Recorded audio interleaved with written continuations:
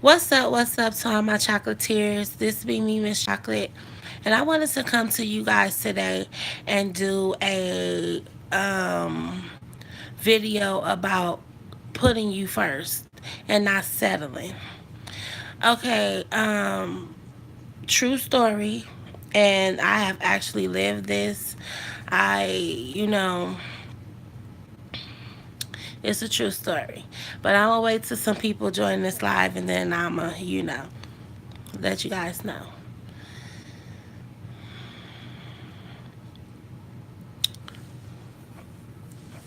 Hi, thank you for joining my live. Okay, I'm gonna get started. So, the reason I wanted to do this video because I have been coming across a lot of women who settle for less. And I don't mean just in a relationship. I mean with their jobs, their children, finances, whatever. We as women, we take a lot on, and we put a lot on our shoulders, and our bags are very heavy. And then we get in these relationships, whether it's a friendship, partnership, husband, wife, baby daddy, baby mama, whatever you want to call it. And, and we take on the role as the man and the woman.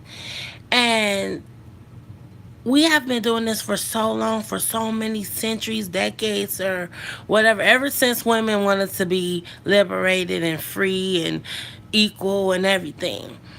And the reason, I, I don't even know where to start because it's so much. It's so much that we settle for, and it makes our worth way less.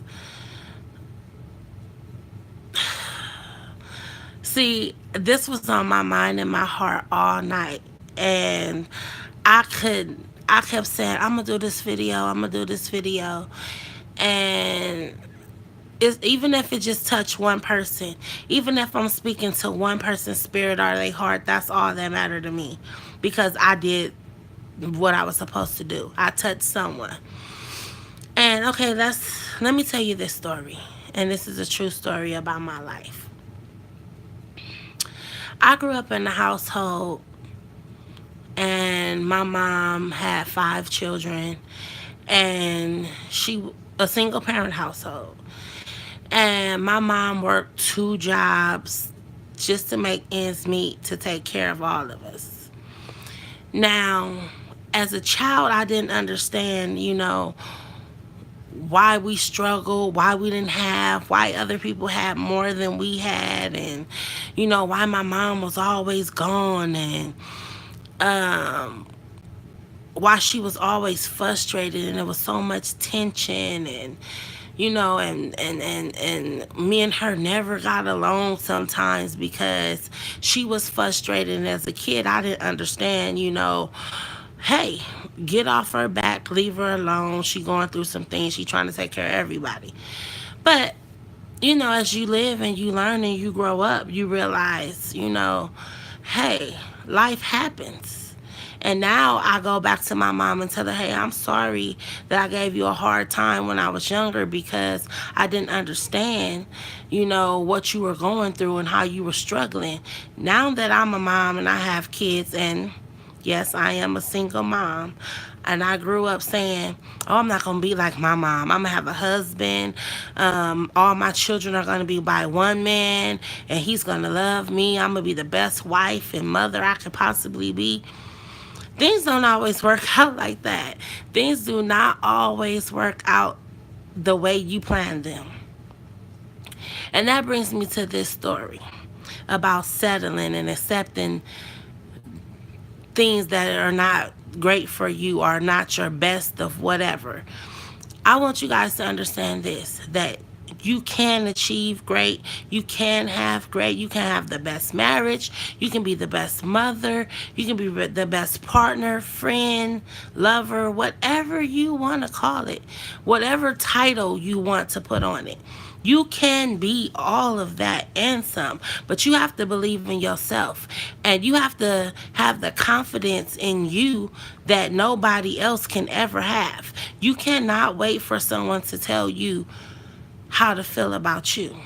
The reason why we go through majority of the things that we go through in our life is because we settle, we accept it. And I want you to know this.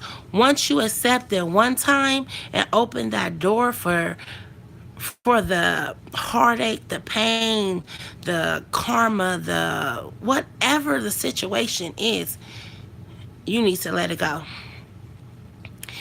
And you probably laughing at me like easier said than done. It is. But I'm telling you right now, when things start to turn bad in your relationship, at your job, with your kids, you got to nip it in the butt right then. You got to check the situation right then. You cannot let it blow over in in hopes that everything is going to just smooth out and be okay. Your subconscious mind is something else. And you could push it to the back of your mind. Or your kids can push it to the back of their mind, or your husband can push it to the back of your mind, or your boyfriend, girlfriend, whatever the situation. But as soon as the situation occurred that's similar to that first problem, that's when it's all hell gonna break loose. That's when everything you ever thought y'all was cool on is gonna come back up. And it's totally unhealthy. And I want you to know, if you're in an abusive relationship, if you're in a relationship with a guy that cheats or a girl that cheats, and if your kids are disrespectful, bad, don't listen, whatever your situation, nip it in the butt from the beginning. You have to demand your respect. You cannot just say, oh, I'm going to pray about it and hopefully God will fix it. No, you have to do something about it as well as praying, you know.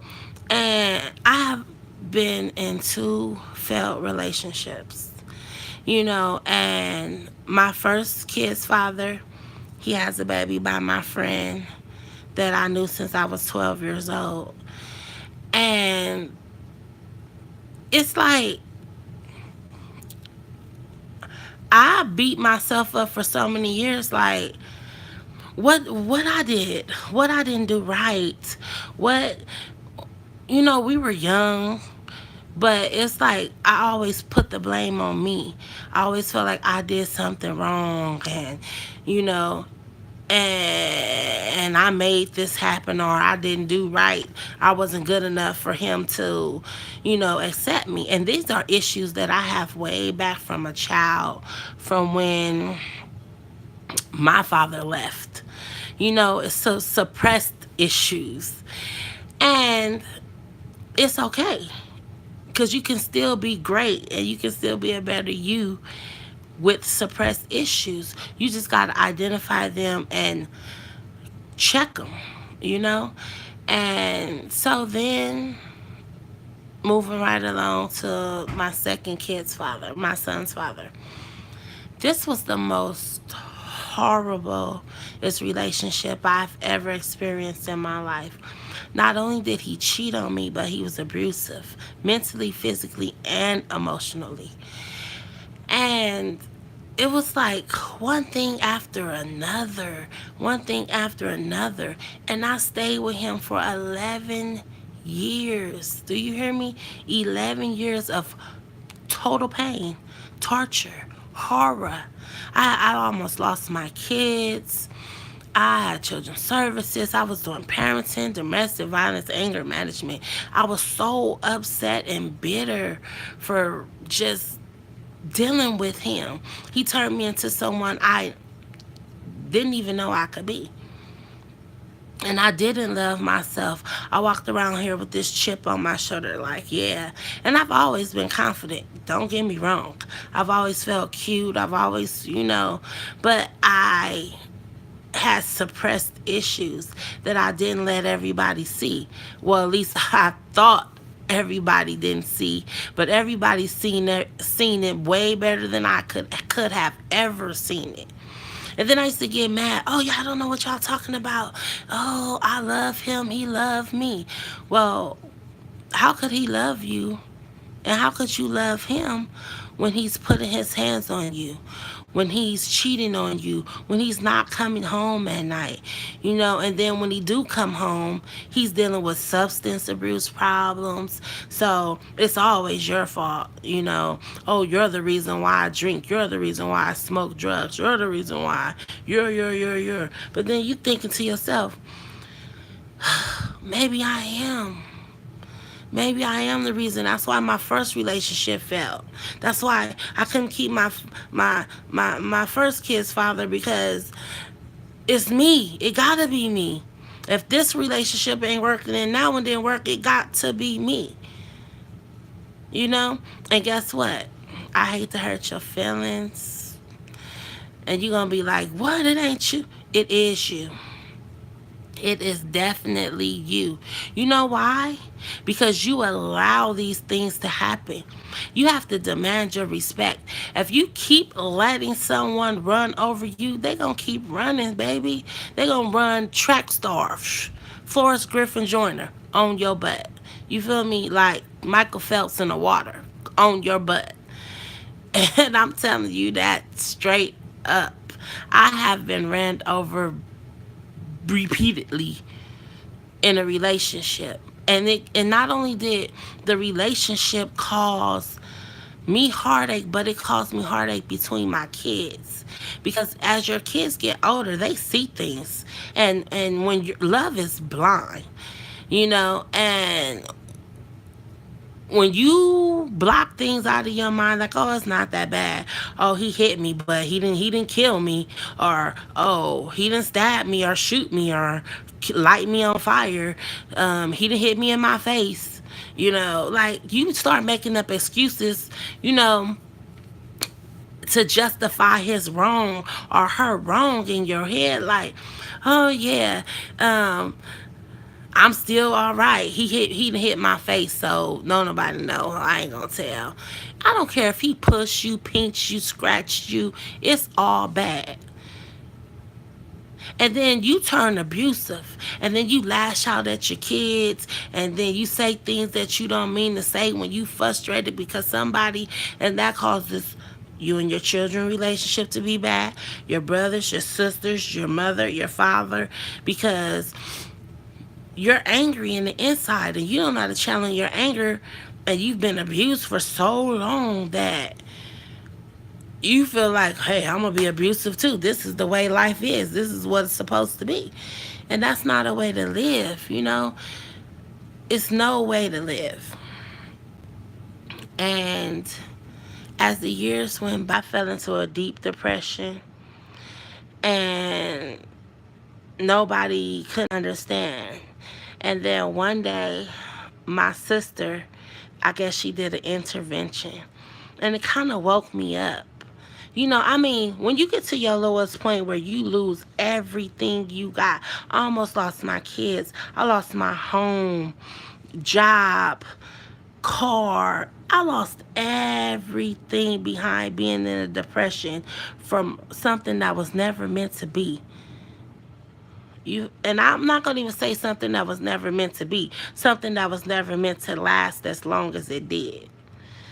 When I had the signs, I had the signs. Oh, baby, trust me, I had the signs. Because it don't take that long. When you're with an abusive person, it don't take that long for the signs to come out or tell. Not at all. Not one bit, I'm trying to tell you. It's almost like instant. And, oh, I need to wipe my edges off. I'm sorry.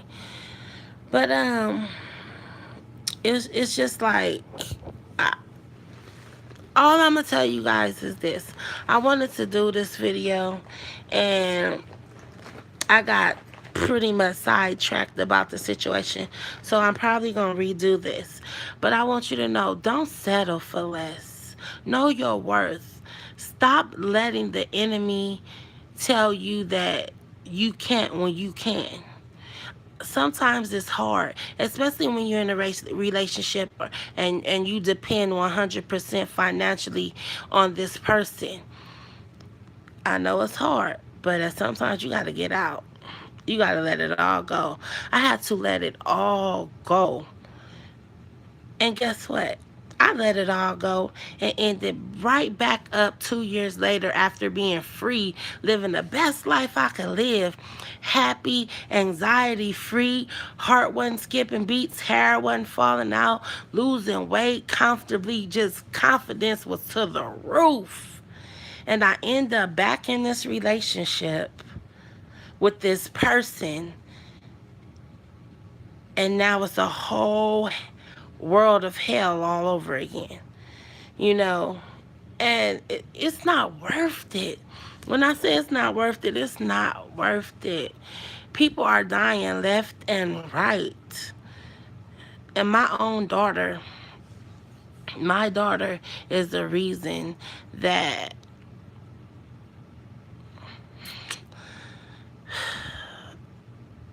I'm at the point where I'm at now. Because I told myself that when I had a daughter, our relationship was going to be better than me and my mom's relationship. You know, we were going to get along better than me and my mom ever did. But I find myself that our relationship is falling down the same path as me and my mom's because I chose to deal with the things that my mom chose to deal with. And it's like a generational curse. And I'm trying to break the cycle so my daughter can see more. But my baby is something different. She totally something different. And I think she gonna be the one who break the cycle. You know, you live and you learn, but at the end of the day, you gotta open your eyes and see things for what's right. And it took me a long time to get to this point. I am 36 years old. I'll be 37 in November. And it took me years to get to this point, to accept my faults, my wrongs, and to understand them. And now that I understand them and I know what it is that I want and I deserve, I'm out here getting it. I'm not waiting on nothing, nobody, no one, you know. And I have for years I have always wanted to do YouTube, and I let people discourage me. Oh, you ain't what you want to do YouTube for? You're not gonna get paid. I don't want to get paid. I just want to talk. I want to vent. I want to answer questions. I want people to talk to me, talk back. I don't have no friends. None, not one. Only thing I have is my sisters.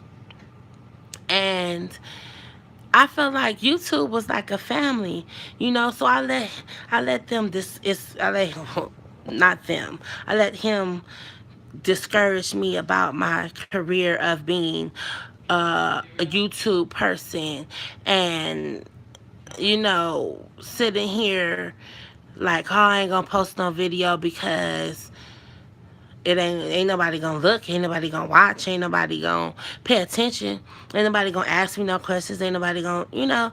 And after you hear that stuff for so long, you start believing it. So then you be like, oh well, I'm not gonna do it, you know. But I don't. You have to realize this: if you have one follower, one person watching your views, your videos, that's all it takes. If you could touch one life a day, that's all it takes.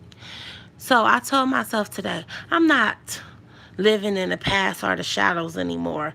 I keep coming on here making videos saying, I'm back, y'all. I'm going to step my game up. I'm going to put more content out. No. Why do I have to keep coming in telling you guys these lies? Like, because life happens, you know. But now I'm weeding out all the bad in my life. And I promise today that I'm going to try to make some type of inspirational video, some type of uplifting video at least once a week. I'm not going to say 2 or 3 times a week, but at least once a week I'm going to give y'all something to feel good about. I don't care if it's a prayer, a song, words of encouragement, whatever.